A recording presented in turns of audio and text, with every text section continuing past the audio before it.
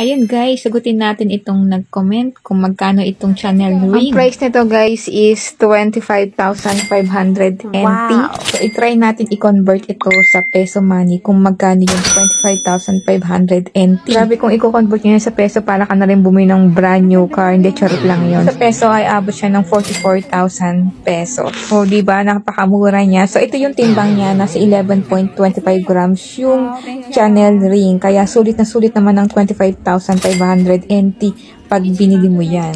Isipin mo parang bumili ka ng bahay at lupa. Ganon. Palagi kong sinasabi sa aking mga vlog na magandang investment itong gold kasi nga sa oras ng kagipitan ay alam mo na. Alam mo na kung anong gagawin mo sa mga gold mo at saan mo ito dadalhin. At least tapos ang problema mo. Ganon. Kaya habang bata pa ay mag-invest ng mga gold. Sana all may pambili. Paano na lang kaya ako wala akong pambili? Charot lang. Kung mga gustong umorder dito sa Songli Gold ay pwede po. Lalo yung mga walang day off at hindi makabili ng gold, ay nako, hindi problema yan. Dahil pwede po kayong umorder sa kanila sa online. Yan po ang kanilang FB page. Minsan po nagla-live po sila. So, yun lang. Thank you for watching and see you my next video. Bye!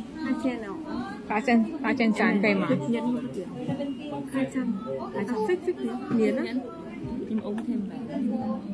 以吗？